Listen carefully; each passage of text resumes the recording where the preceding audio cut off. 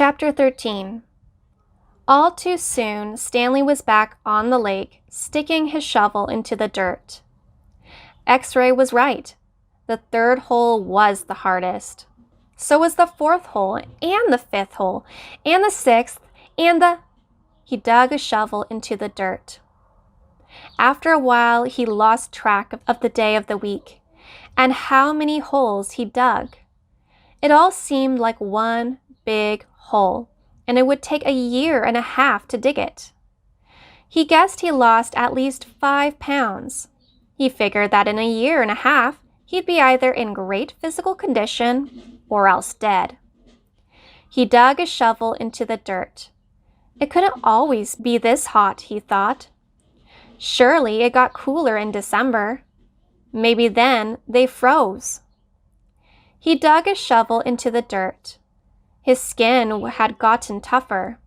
It didn't hurt so much to hold the shovel. As he drank from his canteen, he looked up at the sky. A cloud had appeared earlier in the day. It was the first cloud he could remember seeing since coming to Camp Green Lake. He and the other boys had been watching it all day, hoping it would move in front of the sun. Occasionally, it got close, but it was just teasing them. His hole was waist deep. He dug a shovel into the dirt. As he dumped it out, he thought he saw something glistening as it fell onto the dirt pile. Whatever it was quickly buried. Stanley stared at the pile a moment, unsure if he'd even seen it. Even if it was something, what good could it do him? He promised to give anything he found to X-Ray. It didn't seem worth the effort to climb out of this hole to check it out. He glanced up at the cloud, which was close enough to the sun that he had to squint to look at it. He dug his shovel back into the earth, scooped out some dirt, and lifted it over his dirt pile. But instead of dumping it there, he tossed it to the side. His curiosity had gotten the better of him.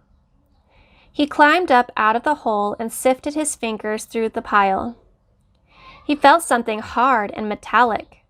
He pulled it out. It was a gold tube, about as long and as wide as the second finger of his right hand. The tube was open at one end and closed at the other. He used a few drops of his precious water to clean it. There seemed to be some kind of design on the flat, closed end. He poured a few more drops of water on it and rubbed it on the inside of his pants pocket.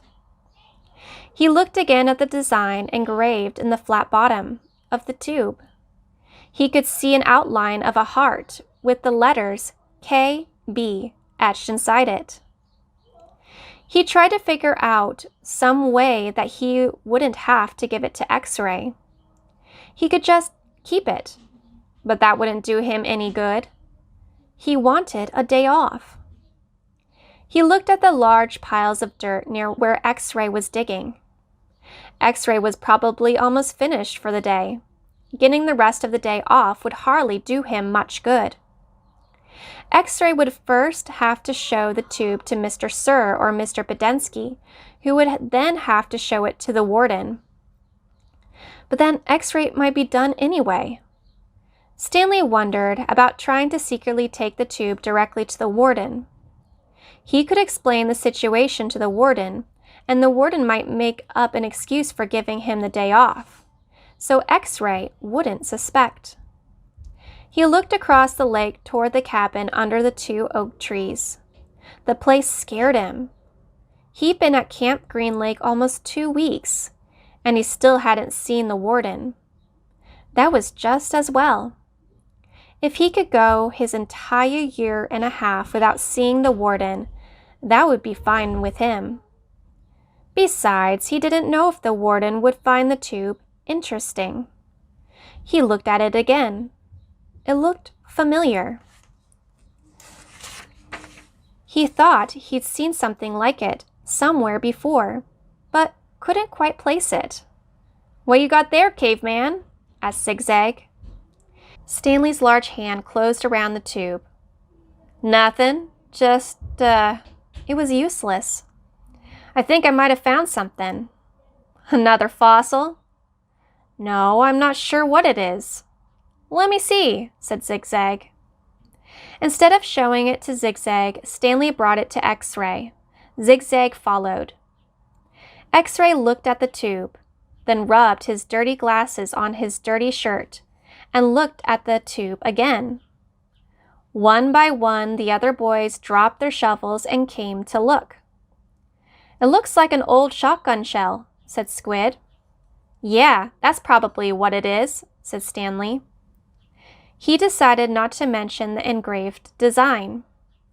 Maybe nobody would notice it. He doubted X-Ray could see it. "No, it's too long and thin to be a shotgun shell," said Magnet. "It's probably just a piece of junk," said Stanley. "Well, I'll show it to Mom," said X-Ray. "See what he thinks. Who knows? Maybe I'll get the day off."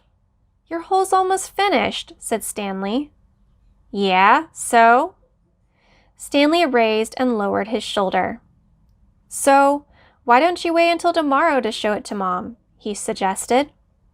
"You can pretend you found it first thing in the morning. Then you can get the whole day off instead of just an hour or so this afternoon." X-Ray smiled. "Good thinking, caveman." He dropped the tube in his large pocket on the right leg of his dirty orange pants. Stanley returned to his hole. When the water truck came, Stanley started to take his place at the end of the line, but X-Ray told him to get behind Magnet in front of Zero. Stanley moved up one place in line.